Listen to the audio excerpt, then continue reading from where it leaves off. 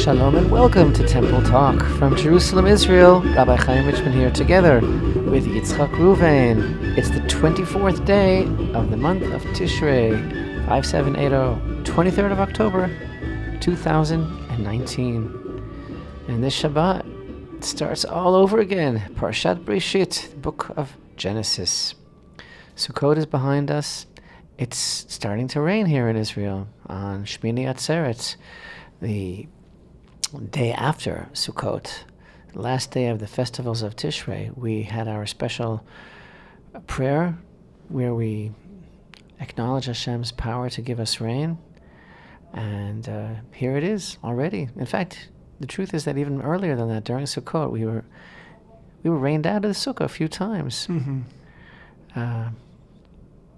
Interesting lightning experience. A lot of beautiful lightning storms.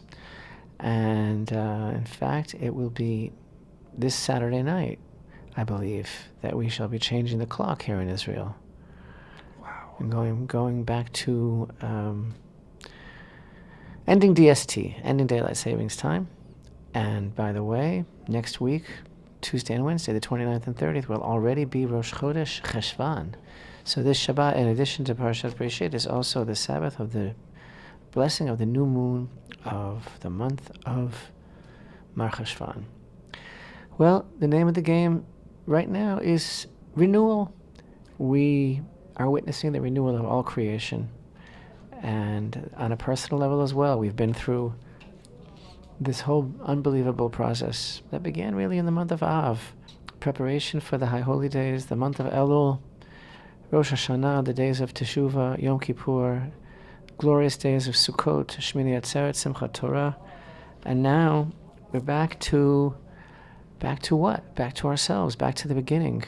We came in from the Sukkah and we said our special prayer, concluding the festival of Sukkot, that all of those angels that we created through our mitzvot, through the mitzvah of sitting in the Sukkah within the divine embrace of the clouds of glory and the four species and all the special activities of Sukkot, that all those angels should accompany us back now into the house. That doesn't just mean literally and not even just figuratively. It means that with the strengths that we've gained and the new perspective on life that we have and the new start that we have, the opportunity to start all over again, let it be real, let it be lasting, let it be forever now as we come into the new year. And casualty count, well, Yitzchak has a bad cold. I have a broken finger. Other than that, though, I think we made it through Sukkot pretty well. Made it, yeah, one piece. Even if we had to be glued back together, yes. Oh, my fingers, really. Anyway, the thing is, about Breshit, about starting all over again, about the whole Parashat Genesis, I always feel so totally overwhelmed in wanting to study it and wanting to present it to others and wanting to understand it myself, because it's so sprawling. What a tapestry. First of all, it's 10 generations from the beginning of creation until the generation of Noach.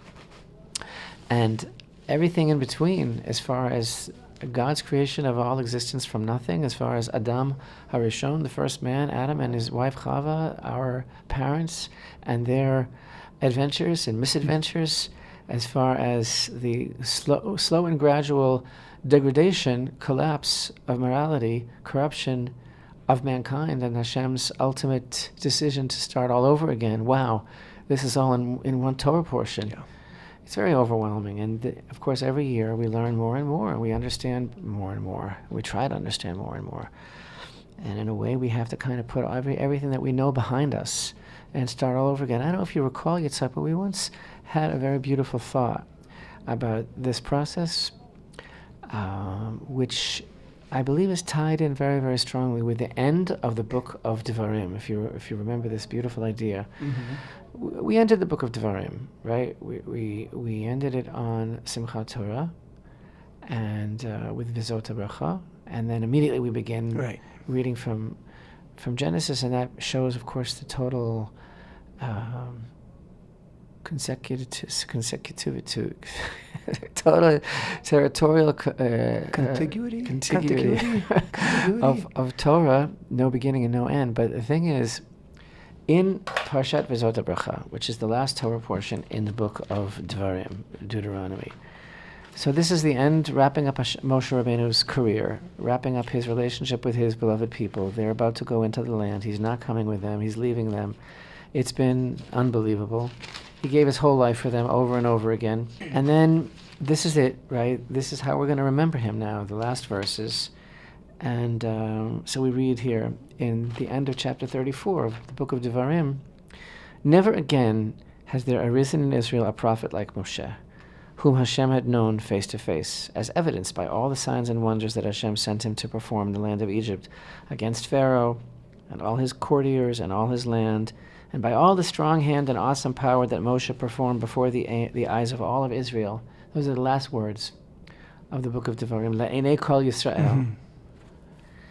Chazak, chazak, minit chazek, right? And that's it. Let us be strengthened. And then we begin right away. Parashat Bereshit, the beginning of Genesis. But this last verse is amazing. Is an amazing Rashi here, which everybody should be talking about it because it's so totally, unbelievably compelling. Mm-hmm. It's the most amazing thing in the world, right? So again, imagine, never again has there arisen in Israel a prophet like Moshe. This is it. This is our summation now of our relationship with Moshe and how he's going to be remembered. So the last verse says, "Is evidenced by all the signs and wonders that Hashem sent him to perform in the land of Egypt against Pharaoh and all his courtiers and all his land." And then the last verse, verse 12, chapter 34, "And by all the strong hand and awesome power that Moshe performed before the eyes of Israel." What is that talking about? So you had the signs and the wonders against Pharaoh, and then you have the strong hand, and Rashi explains the strong hand is referring to the fact that he brought the tablets down from Mount Sinai. And then the last words, the awesome power that Moshe performed before the eyes of all of Israel. What is that talking about? Whatever it is, it must be incredible because it's how we're going to be remembering Moshe for all time. It's like, how do you summarize such a man, such a relationship? What is the Torah going to tell us? Le'enei kol Yisrael, before the eyes of all of Israel. Rashi says, you know what he's talking about? That verse is talking about that he broke the tablets. That he broke the tablets of his own initiative, that is, of his own idea. And as you know, the play on words that the rabbis make, when Hashem said in the book of Exodus, Asher shibarta, that you broke them, Yashar koach shashibarta, it was a good job that you broke them, it was well done, like, good job that you broke them. So he did it on his own initiative, and yet Hashem agreed to that plan B, right? So this is a great mystery. What is this talking about? What is this talking about? That's how we remember him, of all the things that we remember. That's more important than him taking us out of Egypt. It's more important than him facing down with Pharaoh. It's more important than the splitting of the sea. It's more important than the delivering of the Torah at Mount Sinai, the Le'enei kol Yisrael. But what did he do before the eyes of all of Israel? He broke the tablets. What in the world is that talking about? Why is that remembered as the greatest thing that he ever did? And not only that, but to make the question even more stronger, when we delve into the writings of our sages, when we delve into what the Torah teaches us about the first tablets that were written with the finger of God, that was like a whole different level. It was like our relationship with the Torah was on a completely different level. In fact, our sages say explicitly, if the first tablets wouldn't have been broken, no Jew would ever have forgotten a single word of the Torah. It was like so incredibly hermetically sealed. It was so incredibly, this dynamic was so powerful that the Torah would have been so totally part of us and inside of us, and nobody would ever have lost a drop. And it was and this whole unbelievable praise of the first tablets, but bang. Also, by the way, just to even further emphasize that point, Al-Pi Midrash, according to Midrash, the first luchot, the first tablets, were created. The tablets themselves were created by God on the sixth day of creation, before the entry of Shabbat, and then later, Twilight. It says they're Ma'aseh Elohim. And then later, God's finger of God wrote the words. But so when Moshe broke those luchot, those tablets, He was breaking something that God had created in the sixth day, that for this moment. God was like anticipating this moment for thousands of years. So that was like a tremendous amount of poetic license that he took there, wasn't it? Yes. And this was, God made these, and Moshe shattered them. Right, and yet God agreed that it was a good idea. But wait, so what happened here? He comes down. He sees what he sees. He sees how do we call it? Ribaldry? Ribaldry, yes. He sees the nation gone to pieces under the influence of the mixed multitude. He sees what he sees, and he makes a split-second decision. Right. It wasn't out of anger. Remember, that's a very big mistake when Bible critics and other people look at these verses and they think that Moshe got very angry and he broke the tablets. That wasn't it. It was extremely calculated, and it was extremely... compassion. It was compassionate, exactly. He realized, of course, what did he realize? He realized, you know what? This is not going to work. This is not what these people need or could use, or it won't help them, or they don't deserve it. Whatever it was that he was thinking, this is not going to work. And he realized that he had to do something else, and he broke them. And that's what Rashi says. That's what the verse is. Hashem himself, and Hashem wrote this verse. The last verse of Zot Bracha, chapter 34, and verse 12, and the last words, before the eyes of all of Israel, is referring to his decision to break the tablets. That was such an unbelievably great thing, the greatest thing he ever did before the eyes of all of Israel, broke the tablets. How could that be? Especially when we're saying that like you're adding, they were created by God, they were of divine origin. He took a huge chance here of artistic license to to do this. And what it's really all about is that, yes, it's true. The first tablets were on this level of this very deep soul level of Torah knowledge and closeness to Hashem and everything like that, which is all wonderful in the books, on the books. It's all wonderful, but it wasn't real. It wasn't going to work because it wasn't attainable. It wasn't attainable for this world. And so what Moshe did was he changed the plan, and he changed the gear. And this is what the sages explained to us about the difference between the first tablets and the second tablets. True, with the first tablets, the way that would have been was this amazing level of knowledge. But like you say, but if it's unattainable, so then what of it? What's it worth? But now, listen to this. Open your heart in the deepest way. This is so incredibly deep. But now with the second tablets, and again, what happened? Moshe broke the tablets, and the Midrash describes how the letters flew off. Right? The letters flew off. They went somewhere. They went into everyone. The letters. They went in, and so with the second tablets, the difference is that it's more difficult. You have to really toil, Toil, in Torah. That's the expression, amelut, but Torah. You have to toil. You have to work very hard to understand something. You have to work on your attributes. You have to become a vessel, a pure, humble vessel, to be able to hold the light of the Torah. It's a lifetime of self-knowledge, self-work to master, to imbibe, and it's not just for knowledge's sake. It's not just to know. It's not just, but it's for to change us. That's what we call the Torah of transformation, right? Is to change us. But the difference is that Moshe knew that it would be more real. That's why he did it, because yes, it was really great, the first ones, but it wasn't applicable or attainable. And so now it's a different level. But once we finally get it, it's more lasting, it's perpetual, it's more real. Because you had to work for it. Yes, the first luchot, wow, the level would have been you never would have forgotten, and then now you can forget. I'm getting to that. Okay. But the difference is now it's a real personal soul level acquisition that's deserved, that you worked on, right? And so that's why Hashem said, wow, you know what? Yishakoch shashibarta. That good job. There's another... You're right. Good job. So this whole idea that we just expressed is very tied in to the ability that we have to forget. Because, and this is why I'm bringing it up now. First of all, there is a direct and immutable, irrevocable bond between the end of Devarim and the beginning of Bereshit, and this is it. This is it. Le'enei kol, you know that with the old saying, Le'enei kol Yisrael ends with a lamed, and Bereshit begins with a bet, and that's the lev, that's the heart, right? It's in the heart, and Moshe made sure that it was in the heart. But the idea is, I'm coming now to the, and this is why I'm bringing this whole thing up. I'm coming now to Parashat Bereshit. Okay, I'm sitting down here, and I've been learning Parashat Bereshit my whole life. All of us. What can you tell me? What can you show me that I don't know? Can you show me something new about why Hashem created the world? Can you show me something new about what this mystery is? What is the two-sided flaming sword in front of the tree of life? What is all of this? What was the mistake of eating from the tree of knowledge? What is it all about? And obviously, yes, you can show me a lot that I don't know because I don't know a thing. None of us know a single thing, not one letter do we understand.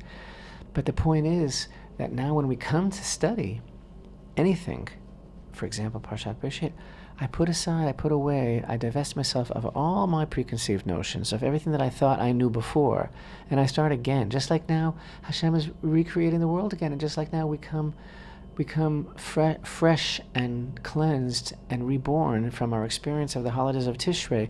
And I start all over. Moshe saw all of this. He saw all of this, and he paved the way by the breaking of the Luchot. And that's why it's so big, it's so great, it's so praiseworthy that the verse extols, wow, how do we remember him? Le'enei kol Yisrael. What did he do in front of the eyes of all of Israel? He broke the tablets, because it was some sort of mechanism that he devised with his own tremendous understanding and godliness.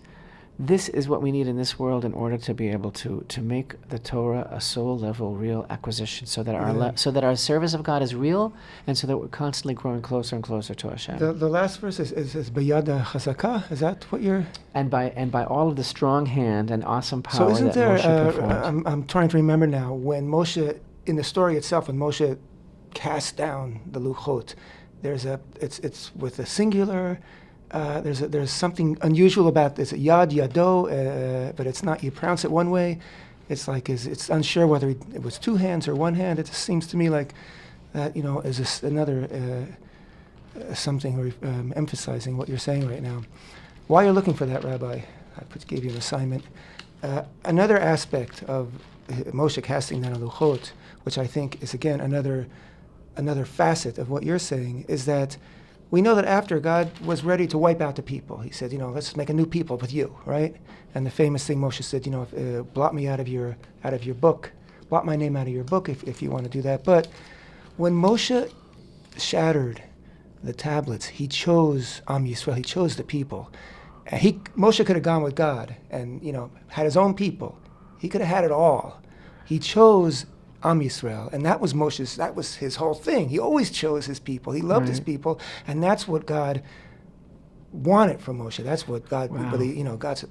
That's true leadership. Yeah. Not like somebody who brings down government after government because he wants to be prime minister himself. Right. Not like this one who won't sit with that one, and this one who won't sit with that one because.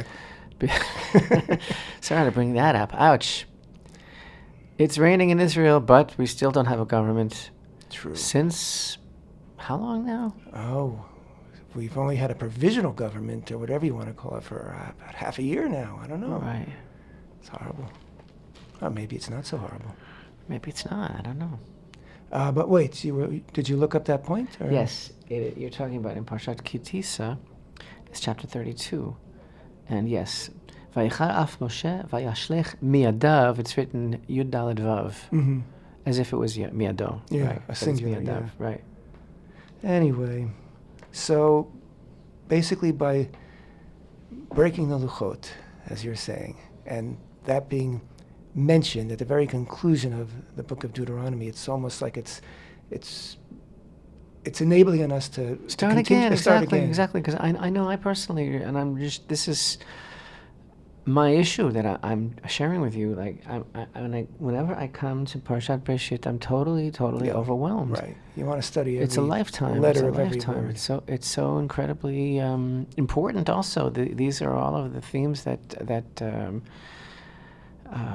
are fundamental in understanding the human condition. Mm-hmm. So we do as much as we can, a little bit at a time, and that has to be enough, because that's who we are. That's how Hashem created us. And Yes, the breaking of the tablets is an incredible idea, because what it really means is that, again, the Torah is a celebration of humanity. It's Hashem's celebration of our humanity, and this is who we are. This is what we need. And Moshe realized that. The first way would have been maybe almost supernatural, superhuman, but he realized that's definitely not who we are. We're extremely human, extremely fallible. And so therefore when we come to make it our own, to make it ours, to become closer to Hashem, to want to know his ratzon for us, his will, and how to serve him, it has to be deep on a soul level. When God said to Moshe, Red lech, go down, and go to the people, when he was carrying the luchot, when he was descending from Mount Sinai, God said, go down to the people because they're up to something. It's almost as if there's also, a foreshadowing. It's like, go down. He had to go down. He had to lower. You must diminish yourself, as it were, and then diminish the Torah itself in a way, as what you're describing. Like to take it from this highfalutin, unattainable status and bring it to something that the people can actually understand. Well, it's not God forbid watering on the Torah or diminishing the Torah, but it is creating a vessel and a path for us to be able to realistically attain our goal. Yeah. So much going on in the book of Bereshit altogether. Mm-hmm. The cornerstone, the foundation of the whole Torah, the establishment of the world and those early generations. And in this parsha, basically, I could really be described as the rise and fall of man, in a way, because by the time we get to the end, it's Hashem himself, as it were, is disappointed, which is a hard concept to understand. I will speak about that more in this week's video, hopefully. How can Hashem be disappointed? Didn't he see what was coming? But the idea is that he believes in us, and that's very, very important for us to believe in ourselves. High hopes. And that's especially now, emerging from the Sukkah, emerging from Rosh Hashanah and Yom Kippur. We have a whole new lease on life. We gotta believe in ourselves. There's that music. Good to see you again, Yitzchak. Good to see you again. You haven't changed. Well, I hope I have changed, actually, for the better. We'll be right back. Second half of Temple Talk.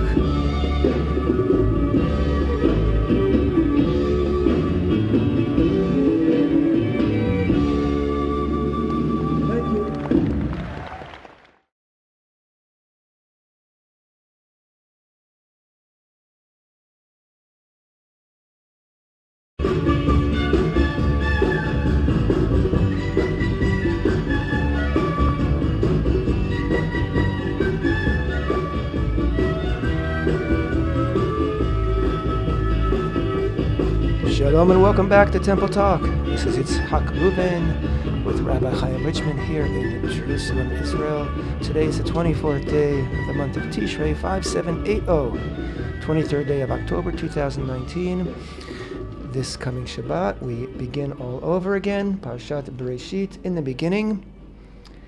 And this is also Shabbat Mavarachin. We are going to be blessing the upcoming new moon of Cheshvan, also known as Mar Cheshvan, which is a Tuesday, Wednesday, 2-day Rosh Chodesh, next Tuesday, Wednesday.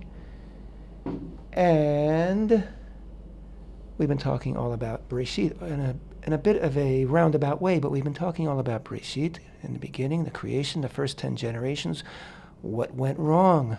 But I want to talk, Rabbi, for a few minutes about what went right over the past 21 days here in Israel. 21 days of holidays, of transformation, of reconstituting ourselves. And I'm just going to throw out some of the headliners. Give me some stats. I'm going to give you some stats. I'm going to tell you that on, I think it was the second day of Chol HaMoed, the intermediate days of Sukkot, that there was Birkat Kohanim, priestly blessing, which is a biannual event now held en masse at the Kotel, the western wall of the Temple Mount. and tens of thousands, 40,000, 50,000, 60,000 people were there for that. To receive the priestly blessing. To receive the priestly blessing. There were also events in Hebron in which tens of thousands of people participated. A new modern-day record of Jews who ascended the Temple Mount throughout the Sukkot holiday in purity, al pi halacha, according to Jewish law, 3,881 in all. And again, to remind people that the hours that Jews are, that the Temple Mount is open for Jews to be on the Mount are very, very limited. We realize that lately, past year or so, every holiday has set a new record. Yes, absolutely. Which is an unprecedented direction that we're going in. And not only that, not only is the record being constantly broken, the numbers that are ascending to the top of the mountain, but those that are experiencing a completely different viewpoint, a completely different experience than it has been in previous years, in that the experience has become much more humane, doable, positive. I don't want to say too much, but the fact is the police seem to be moving towards some sort of surreptitious acknowledgement or accommodation of the right of Jewish people to express themselves. Well, I wouldn't I'm say not saying that they're surreptitious. officially allowing them to pray. I wouldn't say which they're not. surreptitious because, first of all, the minister of Internal Security, Gilad Erdan, in an interview with the Makor Rishon newspaper, and I think others as well, he said that he believes that Jews should have every right to pray in the Temple Mount, and that Yes, he's all in favor of right, it. He's and that obviously he is given some helping sort of directive to move toward it. And he says within 10 years or less, he said it should be a done deal. It shouldn't take that long, in my opinion. But anyway, he has obviously been working toward it, and over the holidays, we have personal yes. reports The of people experience that who we're having now is that out publicly, out loud, as a minyan, as Yes. a quorum, people praying, and they were singing Hallel over the holidays. Guards that we've been moaning and complaining about for many years, the Waqf guards have been distanced. They are keeping the distance from the Jewish groups. The Jewish groups are, upon occasion, more often than not, over the holidays, were afforded the opportunity to pray together quietly, but out loud. Yeah. And the police stood by. Now, you say surreptitious. I also say it's not surreptitious because there's plenty of video footage, and much of that is taken by the Waqf of Jews, and it's quite, clear, even if you can't hear, if it's from a distance, quite clear by the posture and the movement that they're praying, and if it is closer up, you do hear the prayers. So we can only attribute this to Hashem. We can only contribute this here on earth to the minister Ardan, and hopefully the trend will continue. It will be pretty hard to set it back now, after so much has been accomplished. And I also am of the opinion that one reason why he's taking these great leaps right now, leaps forward, is to set a precedent, because who knows how much longer he's going to be the minister of internal security, and who's going to be next, and what the next government's going to be. So I think that he is consciously trying to set new precedents so that it will continue. It's something that he really believes in. Right. You, Rabbi, were at Kever Yosef over the Yes, holiday, the tomb second of year in a Joseph. row, I had the wonderful opportunity of joining in a group that paid a visit to the tomb of Joseph in Chaim one night of the intermediary days of Sukkot. It's an amazing, amazing experience. It's still, it's a wrenching experience, because you feel like this pathos of Joseph, the righteous Joseph, being kind of like a prisoner in the heart of such rabid, violent enemy territory, and I must say the incredible effort that the IDF makes to secure the area to enable these thousands and thousands of visitors to spend the entire night coming to the site. It's really an incredible act of dedication, because it takes a tremendous amount of manpower to secure the whole area so that it will be safe for the Jewish visits. And it's an amazing and uplifting experience. Over Sukkot, we have the concept of the 7 shepherds of Israel that come and visit the sukkah. And again, that's an idea of their attributes that they represent, and their holy lives that they led, and the influence that they have on us. And of course, we went on the night of Joseph, so it's a pretty amazing experience as far as being able to pray there, and also just seeing what we're up against in a way also. Yeah, but all in all, it's very heartwarming to see the numbers and the enthusiasm and the passion of our brethren over the holidays. The fire is burning bright, and people are preparing, as we've been saying, for now, for beginning all over again. So you said when you began, talk about what went right. Yeah.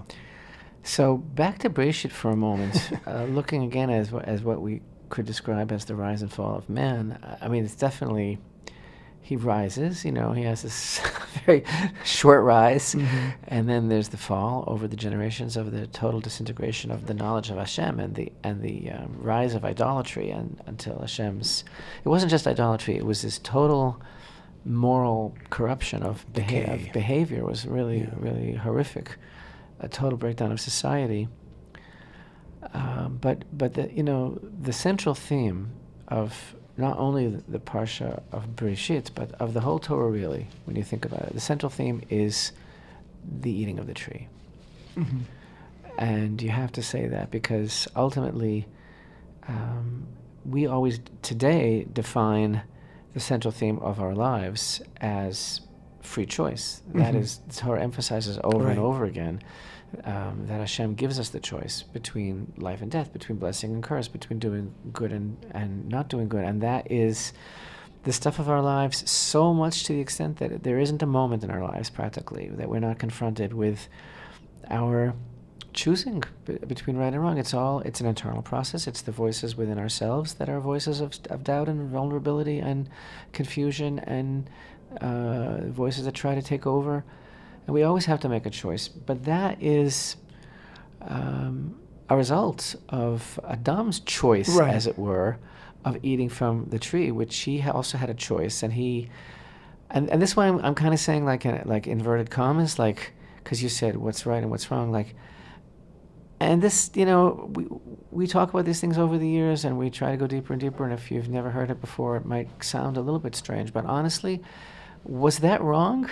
It's not so simple to say that it was wrong, because in many ways it was kind of like a setup, and in many ways it had to happen because it was necessary for this new hybrid to be introduced into the scene, the hybrid, as it were, of man with the internal urge of negativity within him, not just externally. That's the whole idea of the metaphor of the snake, and it entering into him, as it were, that force after eating. But the long and the short of it is that it was a necessary step for Adam to take, and it set a certain kind of process in motion, so that everything that we do is about fixing that, about fixing the garden, about reliving that moment. I mean, the whole concept of the Holy Temple and the service of the Kohanim, especially with the emphasis of the location of the temple really being, the secret of the Temple Mount being the center of the Garden of Eden. Everything that the Kohanim are doing is about rectifying this struggle, and in a way, so much was changed when man ate from that tree. So much that has to do with all of us all the time. But the main thing that happened for on a practical level for all of us, the main difference that it makes, the main, as it were, tragedy that ensued from that action, was this illusion that was created that that we're in charge, that we are separate, unique beings, and that we we're in control. We're in That's control exactly in an inanimate world, a world that just is for us to exploit and to use. We're on top. I mean, really, on the deepest level of open up your heart in the deepest way ever, the secret of life, the meaning of everything that we go through, the challenge, the goal of everything, is simply for us to learn that we're not in control. So I want to take it one step further, Rabbi. You said it was a setup, right? I understand what you're saying. Let's take it back. Where did it all begin? You know, the eating from the fruit. God created the world, and it was good. Ki tov, everything's good. And then when God finished creating the world on the sixth day, tov ma'od, very good.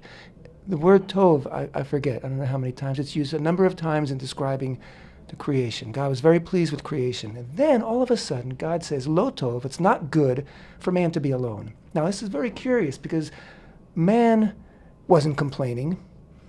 Man didn't seem to feel any loneliness. He was in paradise. Everything was good. He would have what he needed.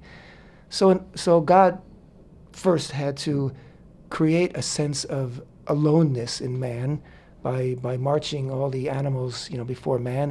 Every animal had its mate, and man realized he was alone. So God had to inspire this loneliness in man. And then God created woman in order to complete man. And I, as an aside here, I like to joke that, God, the thing is that God was lonely. God wanted to have interaction with man. Man didn't need it because man had everything he needed. As soon as he created woman, then all of a sudden man needs to talk to God, right? You got a woman, and you have to have a dialogue with God. But seriously speaking, God was alone. You channeling Bob Marley? God was alone. No woman, no cry? God was alone. And God needed there to be some kind of a, fissure in creation so that man would beckon and want to return to God. Now, the trajectory was downhill at first for the first 10 generations. Man was full of himself. Man was full of confidence. He's in charge. And of course, that's the way it's going to be really until Avraham, when, there begins to be a fix, a repair in the breach. But God created the world to bless the world. And God blesses the world through us. So we have to be open and looking for that blessing. And when man was first created, it seemed like he wasn't missing anything. So what was there to, you know what I'm saying? Am I making any sense, Rabbi? I'm not sure. I'm sure you are, but it's a where did the concept of not good for man to be alone come from? How did not good come into the world? Everything was good up till then. Not good led to the eating of the fruit of the tree, which led to what you're describing before, which ultimately leads to our need for God and God's need for us. A lot of interconnected themes in this whole idea. And as far as the setup is concerned, eating from the tree was imperative in order for humanity to take its place as a partner in God's creation, as it were, because nothing is complete. Everything needs to be finished by man. And man is constantly being confronted with this element of choice. Mm-hmm. But again, the illusion that led to the man's downfall, the illusion that was created by eating from the tree, was the illusion that we have that we are in control of our own lives, which is not the case at all. And that idea, magnified many times, led to the dissolution of society. Mm-hmm. Man thinking that he's in such control. So also, and without responsibility. That was, exactly. What was the real sin of Adam? Was it eating from the fruit of the tree, or was it saying, it's not my fault? The woman made me do it, and the woman said, the snake made me do it. What was the, after Cain murdered his brother, and he says, what do you want from me? Right. My brother's keeper. Man had no sense of responsibility. He wanted to be in charge, but he didn't realize that with being in charge, its responsibility is what he really was searching for, but he didn't understand that. Well, this is exactly the secret of when we read in Bereshit, before man was created, that, and I'm going to be speaking about this a little bit more in the video lesson, but Hashem created the whole world, and but it hadn't rained yet, and so nothing had sprouted because there was no man to work the field. Right. But what that really means is that there was no man to pray, to acknowledge Hashem and to pray for rain. So, and that idea really is emphasizing the idea that man is the gardener, that he's totally responsible for the world. The world was created for him, and he is the world. Totally responsible, but not in charge. Exactly. Yeah. Totally That's the responsible, but difference. not in charge. So yeah, wow. You know, this idea of Adam saying, you know, the woman that you gave me. What do you want from me? You know this very beautiful idea that I try to mention at a wedding when we perform a wedding ceremony. You know the idea. Yeah. Very beautiful that when a Jewish man marries a Jewish woman and he puts the ring on her finger, there's a formula that he says. It's a very unique formula that you don't find anything like it in any other instance of any life cycle or in anything similar at all in any way. He says the words Harei at mikudeshet li b'tabat zu kedat Moshe Yisrael.